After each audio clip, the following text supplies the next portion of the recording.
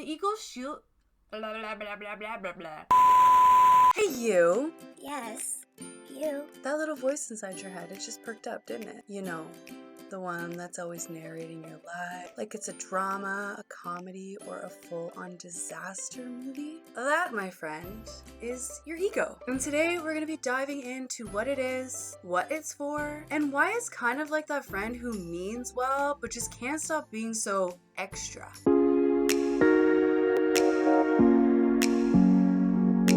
Hey soul family, welcome back to the channel, or welcome to the channel if this is your first time here. I hope you are having an amazing day today. And in case you haven't heard this in a while, you are so important, and the gifts that you have are so needed and so necessary at this time in this world. And I'm so grateful that you are here on this planet and watching this video, and we are walking each other home together. My name is Nicole, and on this channel I like to talk about different concepts that can help us on our personal growth journey, specifically usually concepts that have helped me on my journey that I want to share with other people. So for today's video, the concept I want to talk about is the ego. This concept and different concepts that spin off of the ego has come up in conversations a lot in my own personal life and online and from what I've seen, and I think it's an important conversation to talk about.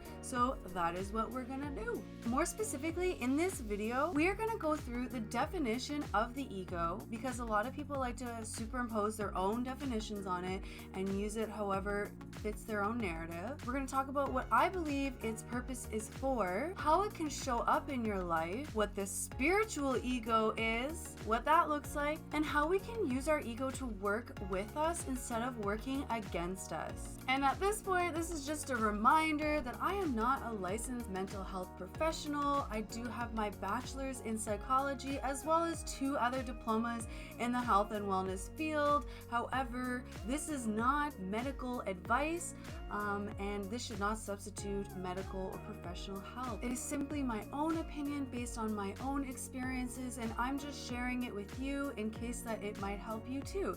And if not, then don't take it. I always believe that you should never blindly follow someone, and always do your own research and feel what makes sense in your own body. Take what lands and leave the rest. Just leave it. The ego is such a buzzword these days, and I feel like it gets tossed around kind of like a garden salad. I find that people can sometimes impose their own meanings on it and use it in ways that could even be manipulative in order to suit their own narrative. That being said, I want to go through the foundations and give some context for the lens I'm going to be seeing it through this video. Let's start at the beginning, shall we? The concept of the ego was popularized by an Austrian neurologist born in 1856 named Sigmund Freud. In modern times, Sigmund Freud is often referred to as the father of modern psychology. I'm sure you've heard of him. If not, that's okay too. Freud believed that a person's personality was split up into 3 different parts.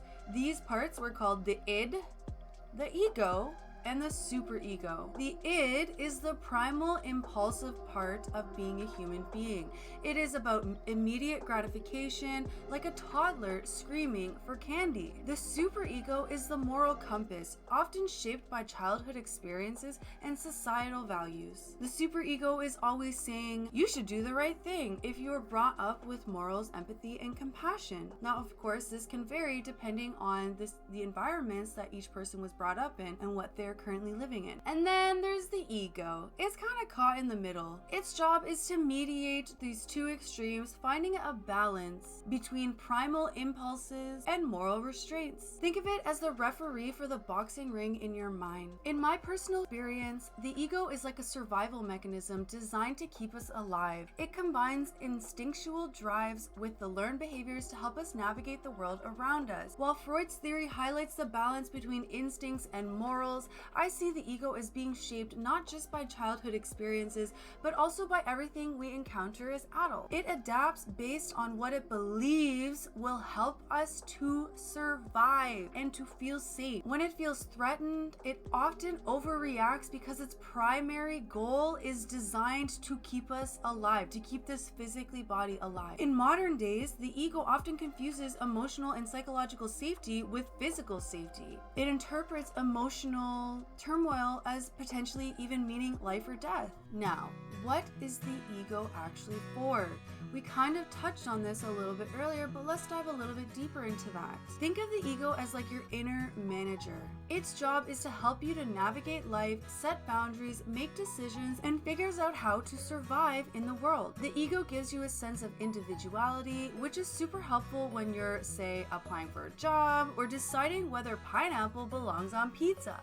Spoiler alert, the ego has very strong opinions on this one. It also motivates you. The ego loves goals, achievements, and gold stars. It's the part of you that says, Let's crush this task and be amazing. the ego can give you confidence. But there is a flip side, because too much confidence or too little confidence can result in danger. Okay, so here's what the ego can do. The ego can protect you. It's like a shield, defending you from anything that might threaten your sense of self. How does it do this, you might ask? The ego does this by avoiding painful realizations. By using defense mechanisms like denial or rationalization, the ego shields you from uncomfortable truths such as failures or personal shortcomings. For instance, if you're criticized, your ego might rationalize the situation as, Oh, they're just jealous. instead of allowing you to feel hurt or vulnerable. Or if you feel like you're often in a state of victim mindset, or everyone's attacking me, and you're choosing to see yourself as a victim of your surroundings and projecting responsibility of your life and actions onto everyone else and everything else, then that might be a sign that your ego is trying to avoid painful realizations, which might help you in the short term but are not beneficial for long-term growth. As we know, the ego can also protect us by preventing emotional overload. It might suppress certain feelings like deep sadness or anger to help you function in high-stress situations. This can be useful in survival situations, but when it's a consistent strategy, it can become a little bit toxic, as I'm sure you might know from your own experience. The ego can also protect us by creating a sense of control. It often seeks to control situations or outcomes to avoid uncertainty, which is often seen as threatening. The unknown is seen as threatening to the ego. By reinforcing your beliefs, values, and preferences, the ego protects your sense of self, even if that means being inflexible or defensive. It does this by maintaining its identity. The ego can help us to avoid actual physical danger. It can seek validation from other people, like compliments, and it can choose to reframe events to make it seem less threatening. So this is like cognitive dissonance, and it can be used to help you, and it also can obviously be used to hinder you when it comes to avoiding real life problems. Now again, sometimes the ego is necessary in order to survive, but that's as far as it will get you, surviving, not thriving. Okay, so now we know what the ego can do. Let's talk about what the ego can't do. First off, the ego isn't great at seeing the bigger picture. It's kind of like that friend who's always focusing on their own drama and can't zoom out to see the grand scheme of things. It can only focus on immediate survival. It also can't guarantee happiness, because chasing validation, control, or status might feel good momentarily, but it's not the same as true lasting fulfillment. The ego also can't stay quiet. It's kind of like the chatty passenger in your brain who never stops giving you directions, even when you didn't ask. So if you notice you're having a non-stop track of thoughts, like the constant narrative of thoughts going on, and it's often revolving around like fear or jealousy or negative lower density emotions, then maybe your ego is in too much of the driver's seat and it needs to learn to quiet down. It needs to be taught to quiet down. So now that we know what it can and can't do, let's talk about what it actually looks and feels like in our everyday life. Because we've talked about the contextual principles, now let's talk about tangible actions. Okay, so in modern like pop culture type thing, like pop psychology, when we talk about the ego, we do tend to talk about like the extreme versions of these emotions. And so I do think that it is commonly known that when we have so much of certain emotions that we're operating from the ego, but I think it's important to remember that these are not just like full-blown like fear and pride and whatever, but it's like also they can be like little micro emotions, if that even makes sense.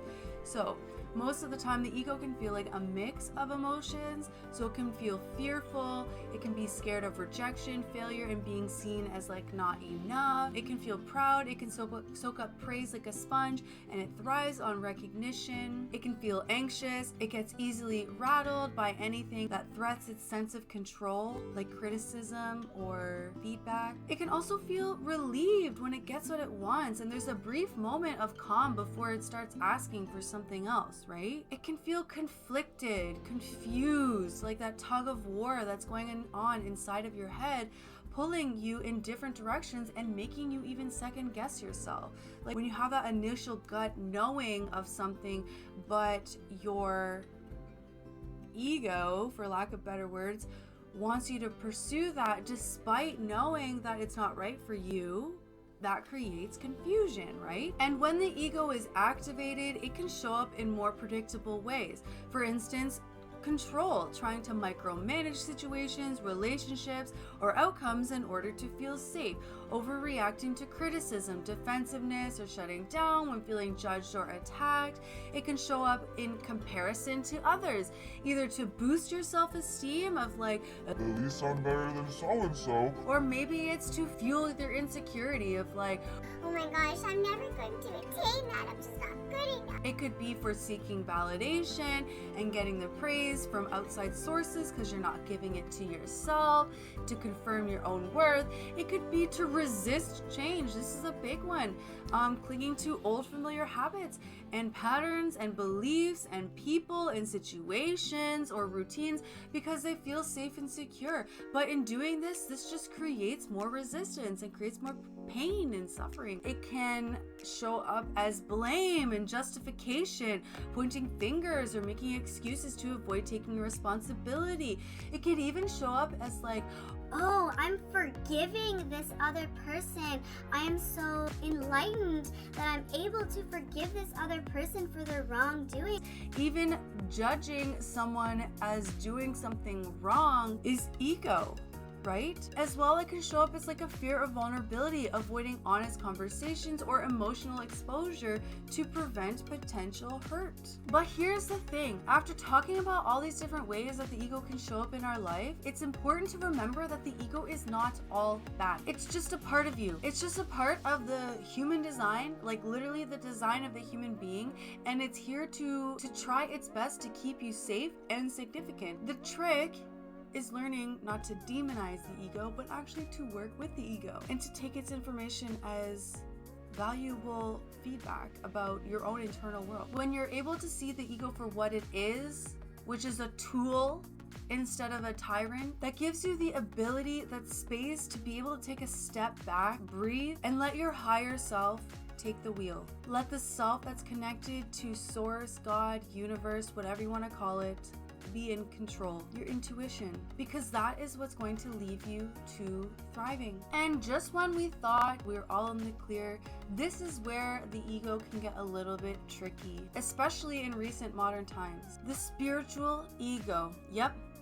the ego can wear spiritual clothing. The ego realized that, Oh my gosh, these people are trying to erase me with spirituality, so I'm going to dress up in that spiritual clothing in order to protect myself. because the ego is just terrified of everything. The ego might start saying things like, I'm more evolved than others, or look at how enlightened I am. it might use spiritual jargon to justify avoiding real inner work or to project blame onto others. For instance, it might say, I'm so healed and evolved. It's you who needs to change. I've transcended this issue. I don't need to take any responsibility for my actions, That's a you problem. Or maybe even the ego shows up as like, This is a hologram or hallucination, and this isn't even real, so it doesn't matter how I behave and how I treat other people because this isn't even real. the spiritual ego is a clever disguise, but it is still the ego. It's still craving validation.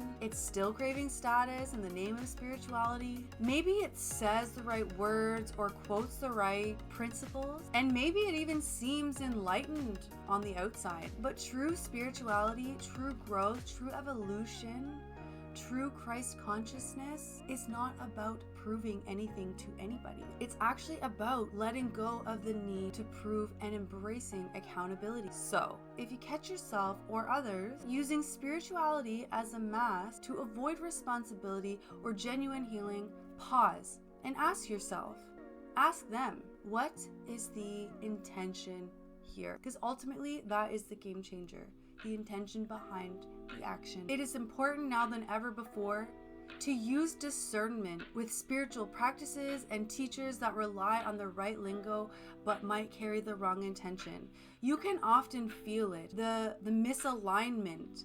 Like what they're saying is good, but there's just something that just doesn't feel right. Real growth comes from honesty, compassion, and humility, not superiority. It is commonly seen in today's spiritual literature that we need to have an ego death. We must kill the ego! But I personally must Disrespectfully agree. In my opinion, the ego is directly tied to being a human being.